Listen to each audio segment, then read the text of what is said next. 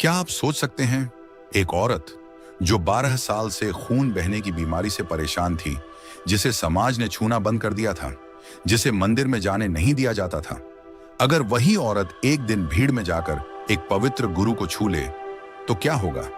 क्या वह गुरु भी अशुद्ध हो जाएगा या कुछ ऐसा होगा जो इतिहास बदल देगा? उस दिन नगर में हलचल थी। लोग कह रहे थे, यीशु आ रहे हैं।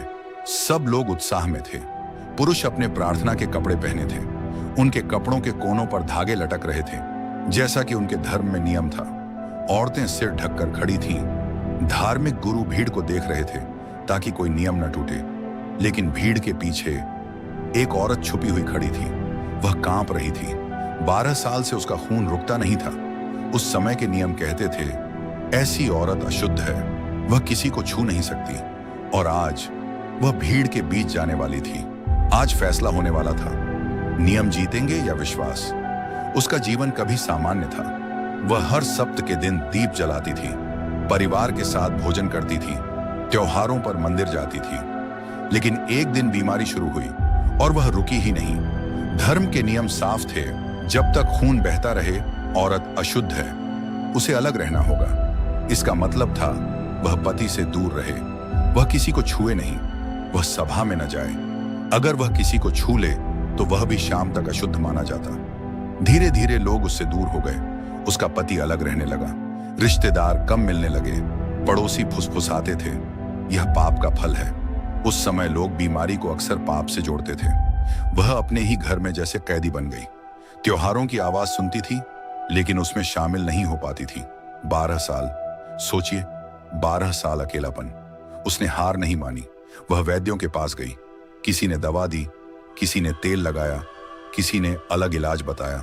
उस समय इलाज महंगा था और हमेशा काम भी नहीं करता था। उसने अपने गहने बेच दिए, घर का सामान बेच दिया, जो बचत थी सब खत्म हो गई। लेकिन बीमारी नहीं गई। बाइबल में लिखा है, उसने सब कुछ खर्च कर दिया, पर हालत और बिगड़ गई। अब उसके पास पैसा नहीं था, दोस्त नहीं थे, सम्मान नहीं था। लेकिन उसी समय उसने एक खबर सुनी। एक गुरु हैं, नाम है यीशु। वे अंधों को देखना देते हैं, वे कोढ़ियों को भी छूते हैं। कोढ़ी भी समाज से बाहर रहते थे, उन्हें भी लोग अशुद्ध कहते थे। उसने सोचा, अगर वह उन्हें छू सकता है तो क्या मुझे भी ठीक कर सकता है? उसके अंदर एक आग जल उठी और आज वह भीड़ में जाने वाली थी। सुबह से ही नगर में हलचल थी। धूल भरी गलियों में लोग दौड़ते हुए जा रहे थे। किसी ने अपने बच्चे को कंधे पर बैठाया हुआ था, कोई बीमार को चारपाई पर उठाकर ला रहा था। सबको उम्मीद थी आज कुछ चमत्कार होगा। यीशु नगर में प्रवेश कर चुके थे। लोग उन्हें रब्बी कहते थे, शिक्षक। कुछ लोग उन्हें नबी मानते थे, कुछ लोग कहते थे ये वही हैं जिनका वादा परमेश्वर ने किया था। धार्मिक गुरु दूर खड़े देख रहे थे। उनकी आंखों में सवाल थे। वे हर काम पर नजर रखते थे, कहीं नियम न टूट जाए। उसी समय वह औरत धीरे धीरे भीड़ के पास पहुंची। उसने अपना सिर और ज्यादा ढक लिया। उसका दिल तेजी से धड़क रहा था। वह जानती थी, अगर किसी ने उसे पहचान लिया तो लोग चिल्लाएंगे, अशुद्ध, अशुद्ध, और फिर उसे धक्का देकर बाहर कर देंगे। उसके पैरों में ताकत नहीं थी। 12 साल की कमजोरी उसके शरीर में साफ दिखती थी। लेकिन आज उसके अंदर एक अलग ताकत थी, विश्वास की ताकत। भीड़ बहुत घनी थी। लोग यीशु को छूने की कोशिश कर रहे थे। कुछ उनके पैरों पर गिर रहे थे, कुछ उनसे सवाल पूछ रहे थे। वह औरत पीछे से धीरे धीरे आगे बढ़ रही थी। हर कदम पर उसका डर बढ़ रहा था, लेकिन हर कदम पर उसका विश्वास भी मजबूत हो रहा था। उसने मन में बार बार कहा, बस उनके कपड़े का किनारा, बस एक स्पर्श। जैसे जैसे वह आगे बढ़ी, उसके मन में पुराने शब्द गूंजने लगे। अशुद्ध स्त्री 7 दिन अलग रहे, जो उसे छुए वह भी अशुद्ध। ये शब्द उसने बार बार सुने थे। बचपन से उसे सिखाया गया था कि नियम परमेश्वर ने दिए हैं, उन्हें तोड़ना पाप है। उसके मन में सवाल आया, अगर मैं यीशु को छू लूं तो क्या मैं उन्हें भी अशुद्ध कर दूंगी? उस समय के समाज में शुद्धता बहुत बड़ी बात थी।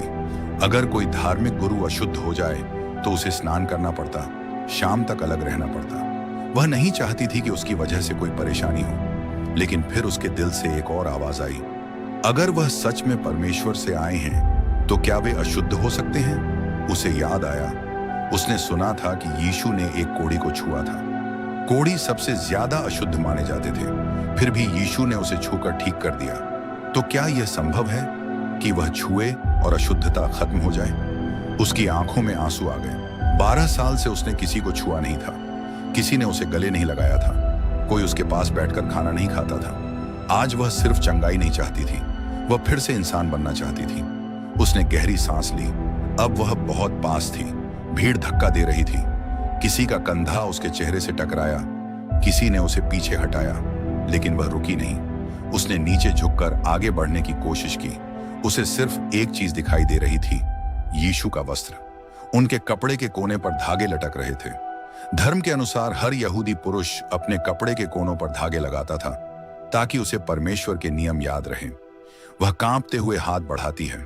उसका हाथ बहुत कमजोर था, लेकिन उस समय उसमें पूरी उम्मीद थी। उसने धीरे से, बहुत धीरे से उनके वस्त्र का किनारा छू लिया और उसी पल उसके शरीर में कुछ बदला। उसने महसूस किया खून रुक गया है। वह सीधी खड़ी हो गई। उसका सिर हल्का लग रहा था, कमजोरी जैसे गायब हो रही थी। 12 साल का दर्द एक पल में थम गया। उसकी आंखों से आंसू बहने लगे, लेकिन कहानी अभी खत्म नहीं हुई थी, क्योंकि उसी पल यीशु रुक गए। उन्होंने भीड़ की ओर देखा और कहा, किसने मुझे छुआ? भीड़ चुप हो गई। शिष्य बोले, गुरुजी, इतने लोग आपको धक्का दे रहे हैं, सब आपको छू रहे हैं, फिर आप क्यों पूछ रहे हैं? लेकिन यीशु शांत थे। उन्होंने कहा, किसी ने मुझे अलग तरह से छुआ है। मुझे महसूस हुआ है कि मुझसे सामर्थ्य निकली है।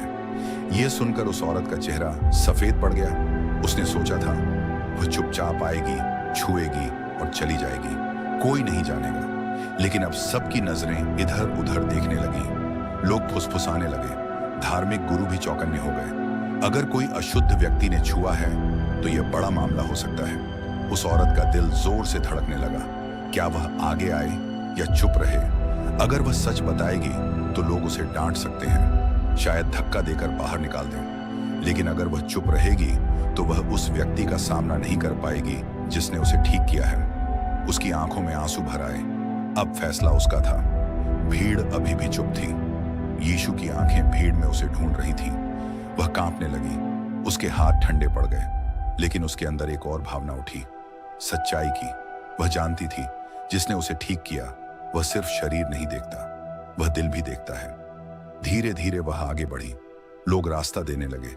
कुछ लोगों ने उसे पहचान लिया। फुसफुसाहट शुरू हुई, अरे ये तो वही है, ये यहां कैसे आ गई? ये तो अशुद्ध है। कुछ लोग पीछे हट गए, जैसे वह अभी भी उन्हें अशुद्ध कर देगी। वह यीशु के सामने आकर घुटनों पर गिर गई। उसकी आंखों से आंसू बह रहे थे। कांपती हुई आवाज में उसने सब कुछ बता दिया। 12 साल की बीमारी, अकेलापन, पैसा खत्म होना और अभी अभी हुआ चमत्कार। भीड़ चुप थी। सब इंतजार कर रहे थे। अब यीशु क्या कहेंगे? क्या वे उसे डांटेंगे? क्या वे कहेंगे, तूने नियम तोड़ा? उसने सिर झुका लिया। उसे लगा शायद अब उसे फिर शर्मिंदा किया जाएगा। कुछ पल के लिए पूरा माहौल शांत हो गया। फिर यीशु ने झुककर उसकी ओर देखा।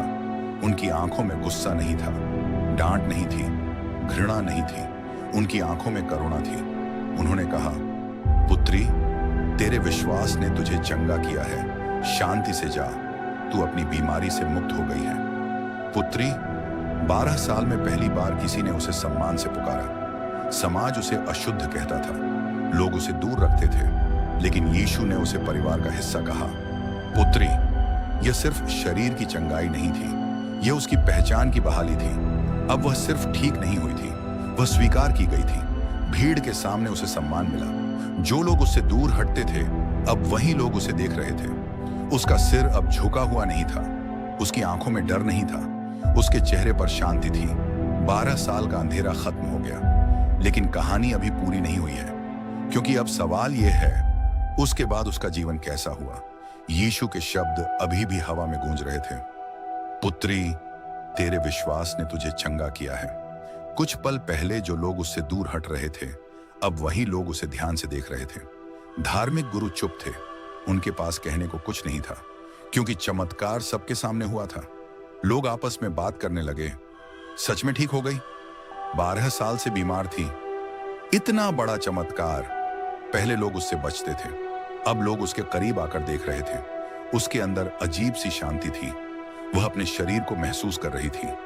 कमजोरी जैसे चली गई थी। दिल में डर की जगह भरोसा आ गया था। लेकिन सबसे बड़ा बदलाव उसके अंदर था। 12 साल तक वह खुद को दोषी समझती रही।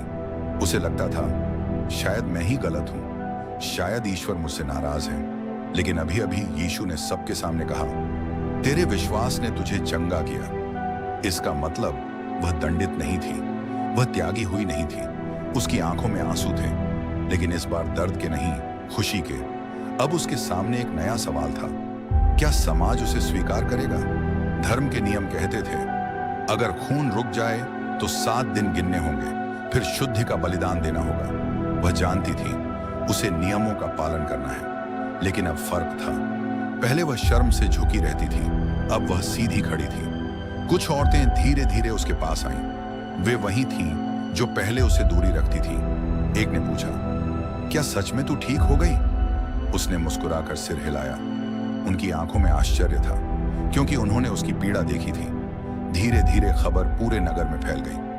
वह औरत ठीक हो गई जिसे सबने छोड़ दिया था, उसे यीशु ने उठा लिया।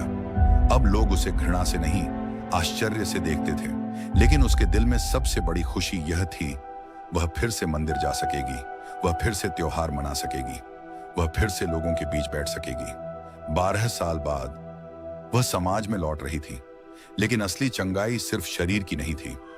12 साल तक उसने अकेलापन सहा था, रातों को रोई थी, अपने भविष्य से डरती थी। अब जब सब ठीक हो गया तो वह सोच रही थी, क्यों मुझे इतना इंतजार करना पड़ा? उसने समझा, कभी कभी दर्द हमें तोड़ता नहीं, हमें तैयार करता है। अगर वह 12 साल की पीड़ा ना होती तो शायद उसका विश्वास इतना गहरा ना होता। अब वह सिर्फ एक चंगी हुई औरत नहीं थी, वह एक गवाही बन चुकी थी। जब भी कोई बीमार होता, लोग कहते, उस औरत से मिलो जिसे यीशु ने ठीक किया। उसकी कहानी दूसरों को उम्मीद देने लगी और उसने तय किया, अब वह डर में नहीं जीगी, अब वह अपनी कहानी छुपाएगी नहीं, क्योंकि उसका दर्द अब किसी और के लिए आशा बन चुका था। चमत्कार के कुछ दिन बाद वह अपने पुराने घर के सामने खड़ी थी। यही वह घर था जहां कभी उसकी हंसी गूंजती थी, जहां वह सप्त के दिन दीप जलाती थी, जहां वह अपने पति के साथ भोजन करती थी। 12 साल पहले जब बीमारी बढ़ी तो हालात बदल गए थे। धर्म के नियमों के कारण पति पत्नी का साथ रहना मुश्किल हो गया था। हर दिन अशुद्ध रहने का डर था। लोग बातें बनाते थे। धीरे धीरे दूरी बढ़ती गई, फिर अलग रहना ही आसान लगा। आज वह उसी दरवाजे पर थी। उसका दिल धड़क रहा था, क्या वे उसे स्वीकार करेंगे या कहेंगे अब क्यों आई है? उसने दरवाजा खटखटाया। अंदर से कदमों की आहट आई। दरवाजा खुला। सामने उसका पुराना पति खड़ा था। कुछ पल दोनों चुप रहे। उसने धीरे से कहा, मैं ठीक हो गई हूं। उसकी आंखों में सच्चाई थी, डर नहीं था, सिर्फ शांति। उसके पति ने उसे ऊपर से नीचे तक देखा। वह पहले से अलग लग रही थी, कमजोर नहीं, झुकी हुई नहीं। उसने पूछा, सच? उसने सिर हिलाया। यीशु ने मुझे ठीक किया। कुछ पल के लिए दोनों के बीच खामोशी रही। 12 साल की दूरी, गलतफहमियां, दर्द, सब जैसे सामने खड़े थे।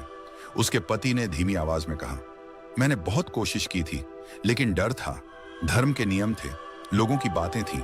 उसने पहली बार समझा, दर्द सिर्फ उसका नहीं था, परिवार भी दबाव में था। उस समय समाज का दबाव बहुत भारी होता था। अगर कोई नियम तोड़े तो पूरा परिवार बदनाम हो जाता। उसने गहरी सांस ली। मैं तुझसे शिकायत नहीं करती, उसने कहा। मैं भी डरती थी। उनकी आंखों में आंसू थे। यह सिर्फ शरीर की चंगाई नहीं थी, यह रिश्तों की भी चंगाई थी। कुछ हफ्तों बाद वह फिर से मंदिर के आंगन में खड़ी थी। इस बार कोई उसे रोक नहीं रहा था, कोई दूर नहीं हट रहा था। वह बलिदान लेकर आई थी जैसा नियम कहता था, लेकिन उसके दिल में डर नहीं था। वह जानती थी अब वह स्वीकार की गई है। लोग उसे पहचानते थे। कुछ लोग उससे उसकी कहानी सुनना चाहते थे। अब वह शर्म से नहीं, विश्वास से बोलती थी। मैं 12 साल बीमार थी, वह कहती, लेकिन मैंने हार नहीं मानी। उसकी आवाज में ताकत थी। अब उसकी पहचान बीमारी नहीं थी, उसकी पहचान विश्वास थी। पहले लोग उसे अशुद्ध कहते थे, अब लोग कहते थे यह वही औरत है जिसे यीशु ने ठीक किया। उसने समझा, जब परमेश्वर छूता है तो सिर्फ शरीर नहीं बदलता, पूरा जीवन बदल जाता है। लेकिन कहानी अभी खत्म नहीं हुई, क्योंकि अब सवाल है, उसने अपनी बाकी जिंदगी कैसे जी? पहले वह गली से गुजरती थी तो लोग रास्ता बदल लेते थे। अब जब वह निकलती, लोग उसे देखकर मुस्कुराते। वह अब सिर झुकाकर नहीं चलती थी, वह सीधी चलती थी। सप्त के दिन वह फिर से दीप जलाती थी। घर में प्रार्थना की आवाज फिर से गूंजती थी। वह मंदिर के आंगन में खड़ी होकर भजन सुनती थी। पहले वह दूर खिड़की से सुनती थी, अब वह अंदर खड़ी थी। कुछ औरतें उसके पास आकर बैठती। वे उससे पूछती, जब सबने तुझे छोड़ दिया था तब तूने हिम्मत कैसे रखी? वह धीरे से कहती, मैं टूट गई थी, लेकिन उम्मीद पूरी तरह मरी नहीं थी। अब वह दूसरों को दिलासा देने लगी। जिसने अकेलापन सहा था, वह अब अकेले लोगों को समझती थी। जिसे समाज ने दूर किया था, वह अब किसी को दूर नहीं करती थी। उसके अंदर एक नया दिल था। समय बीतता गया। यीशु के बारे में खबरें फैलती रहीं। कहीं वे बीमारों को ठीक करते, कहीं वे पापियों के साथ बैठकर खाना खाते। कुछ लोग उन्हें मानते थे, कुछ लोग विरोध करते थे, लेकिन जहां भी उनकी चर्चा होती, किसी न किसी दिन उसका नाम भी आ जाता। क्या तुमने उस औरत की कहानी सुनी जिसे 12 साल से बीमारी थी? वह अब डरती नहीं थी अपनी कहानी बताने से। वह खुलकर कहती, मैंने नियम तोड़ने का डर महसूस किया था, लेकिन मैंने विश्वास चुना। लोग उसकी आंखों में सच्चाई देखते थे। उसकी कहानी सिर्फ चमत्कार की नहीं थी, यह विश्वास की कहानी थी। अब वह जानती थी, परमेश्वर का दिल नियम से बड़ा है। नियम जरूरी है, लेकिन दया सबसे बड़ी है। उसने यह भी सीखा, कभी कभी समाज जल्दी फैसला कर लेता है, लेकिन परमेश्वर दिल देखता है। एक रात वह अपने आंगन में बैठी थी। आसमान में तारे चमक रहे थे। वह सोच रही थी, अगर उस दिन मैं डर जाती तो क्या होता? शायद वह अभी भी कमरे में बंद होती, शायद अभी भी खुद को दोष देती। लेकिन उसने एक कदम उठाया था। उसने समझा, विश्वास हमेशा आसान नहीं होता। कभी कभी वह नियम, डर और लोगों की सोच के खिलाफ खड़ा होता है, लेकिन जब विश्वास सच्चा हो तो वह जीवन बदल देता है। अब वह सिर्फ ठीक नहीं हुई थी, वह मजबूत हो गई थी। उसने खुद को माफ किया, उसने अपने अतीत को छोड़ दिया। अब वह हर दिन आभार के साथ जीती थी। जब वह आईने में देखती तो उसे बीमार औरत नहीं दिखती थी, उसे एक गवाही दिखती थी। और उसकी कहानी यहीं खत्म नहीं होती, क्योंकि असली सवाल अब यह है, हम उसकी कहानी से क्या सीखते हैं? समय बीत चुका था, लेकिन उसकी कहानी नगर में जिंदा थी। एक दिन कुछ लोग आपस में बात कर रहे थे। हमने उसे कितना गलत समझा था। हम सोचते थे यह पाप का फल है, लेकिन वह तो सिर्फ बीमार थी। धीरे धीरे लोगों को एहसास हुआ, उन्होंने बीमारी को पाप समझ लिया था।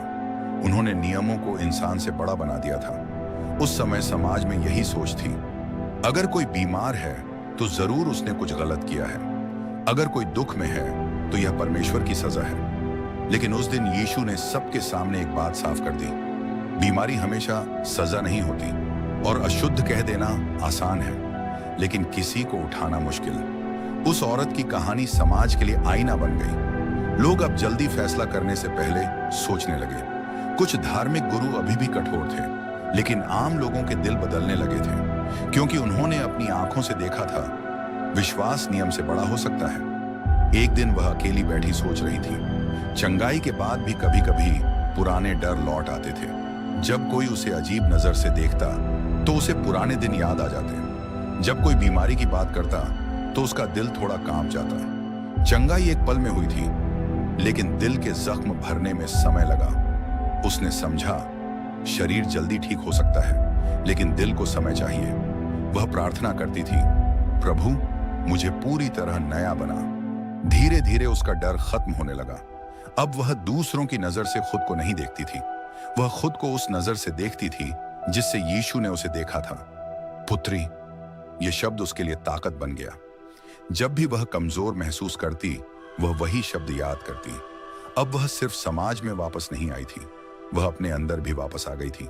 अब जरा सोचिए, अगर उस दिन वह डर जाती, अगर वह भीड़ में जाने की हिम्मत न करती, अगर वह सोचती लोग क्या कहेंगे, तो क्या होता?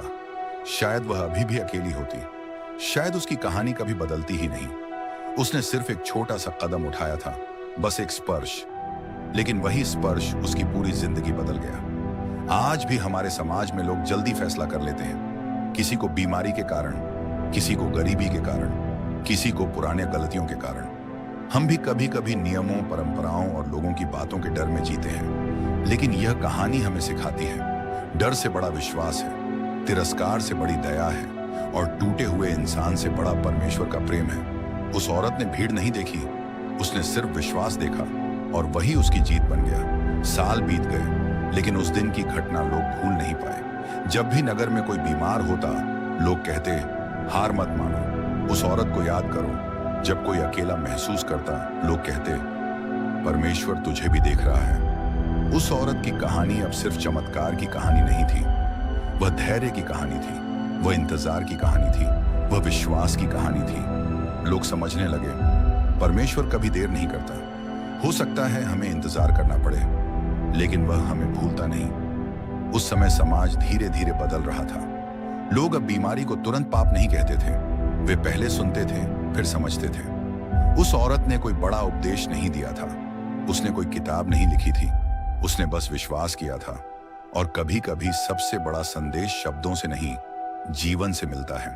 अगर आप ध्यान से देखें तो उस दिन 2 चमत्कार हुए थे।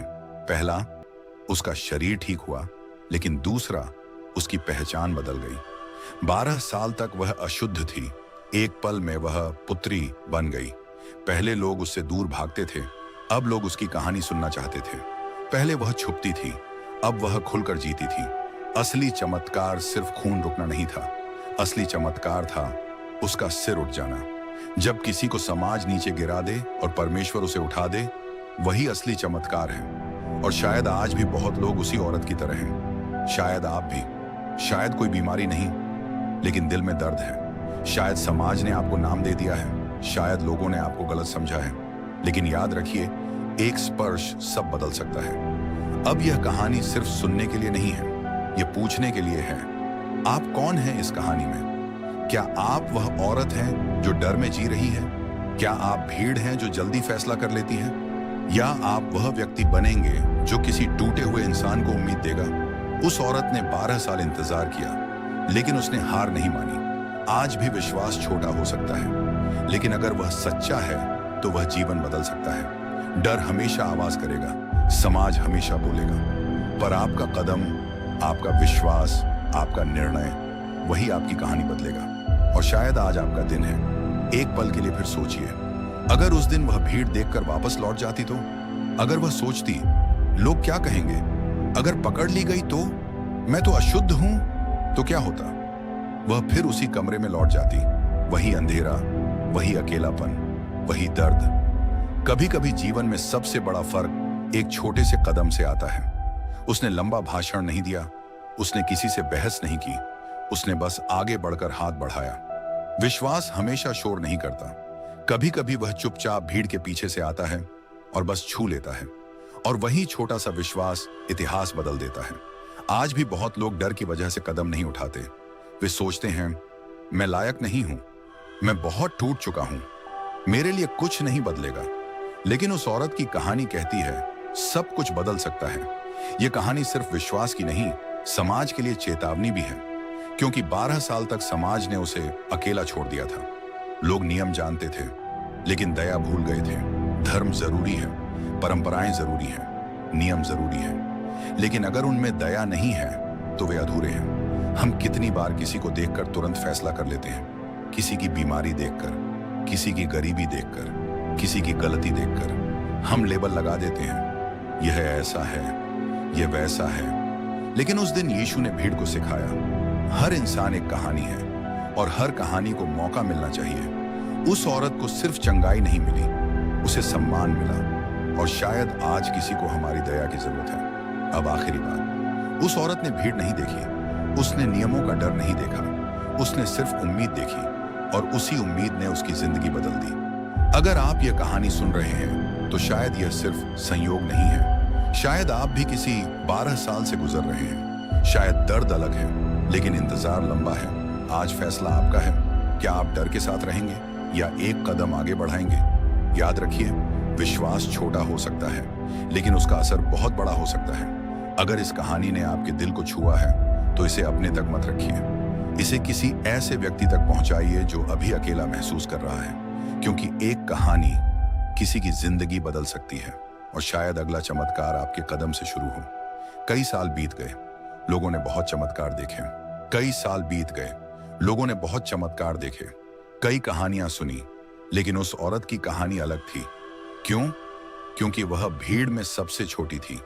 उसने कोई आवाज नहीं उठाई थी, उसने कोई मांग नहीं की थी, उसने बस विश्वास किया था। उस दिन भीड़ बहुत थी, शोर बहुत था, धक्का मुक्की बहुत थी, लेकिन चमत्कार शोर से नहीं हुआ, चमत्कार चुपचाप हुआ। कभी कभी जीवन में सबसे बड़े बदलाव बिना शोर के होते हैं। उस दिन लोगों ने सीखा, परमेश्वर भीड़ नहीं देखता, वह दिल देखता है। उस औरत ने किसी को साबित करने की कोशिश नहीं की, उसने बस भरोसा किया और वही भरोसा उसकी जीत बन गया। आज भी जब लोग उसकी कहानी सुनते तो वे सिर्फ बीमारी की बात नहीं करते, वे उसके साहस की बात करते। अब इस कहानी का असली सवाल यह नहीं है कि वह औरत कौन थी। असली सवाल यह है, हम कौन हैं? क्या हम भीड़ हैं जो बस देखते हैं लेकिन समझते नहीं? क्या हम वे लोग हैं जो नियमों को इंसान से बड़ा बना देते हैं, या हम वह औरत हैं जो डर के बावजूद आगे बढ़ती है? हर इंसान के जीवन में एक भीड़ होती है, लोगों की बातें, समाज का दबाव, पुराने डर, और हर इंसान के सामने एक मौका आता है एक छोटा सा कदम उठाने का। उस औरत ने कदम उठाया और उसका जीवन बदल गया। अगर वह कर सकती है तो आप क्यों नहीं? यह कहानी हमें 3 बातें सिखाती है। पहली, डर हमेशा रहेगा लेकिन विश्वास उससे बड़ा हो सकता है। दूसरी, किसी को उसके हालात से मत आंकिए, हर इंसान की अपनी लड़ाई होती है। तीसरी, एक छोटा सा कदम पूरी जिंदगी बदल सकता है। आज अगर आप टूटे हुए हैं, अगर आप लंबे इंतजार से थक गए हैं, अगर लोग आपको समझ नहीं पा रहे, तो हार मत मानिए।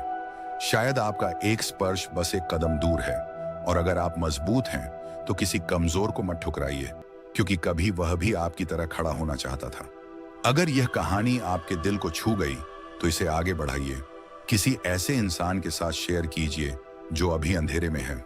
और याद रखिए, भीड़ चाहे कितनी भी बड़ी हो, विश्वास का एक कदम इतिहास बदल सकता है। दोस्तों, अगर इस औरत ने 12 साल के दर्द के बाद भी हार नहीं मानी, तो आप क्यों हार मान रहे हैं? अगर उसने भीड़, डर और समाज की सोच को पार करके एक कदम उठाया, तो क्या आप आज एक कदम नहीं उठा सकते? आज मैं आपसे पूछता हूं, क्या आपके जीवन में भी कोई 12 साल चल रहा है? कोई दर्द, कोई इंतजार, कोई संघर्ष? तो आज फैसला कीजिए, डर को मत चुनिए, विश्वास को चुनिए। और अगर ये कहानी आपके दिल को छू गई है तो इसे यहीं मत रोकिए। इस वीडियो को लाइक कीजिए, इसे किसी ऐसे व्यक्ति को शेयर कीजिए जो अभी टूट रहा है, और चैनल को सब्सक्राइब कीजिए, ताकि ऐसी सच्ची और जीवन बदलने वाली कहानियां आप तक पहुंचती रहें। क्योंकि हो सकता है अगली कहानी किसी की जिंदगी बचा ले। और याद रखिए, भीड़ बड़ी हो सकती है, समस्या लंबी हो सकती है, लेकिन विश्वास का एक छोटा कदम सब कुछ बदल सकता है। आपका समय आ सकता है, बस एक कदम आगे बढ़ाइए।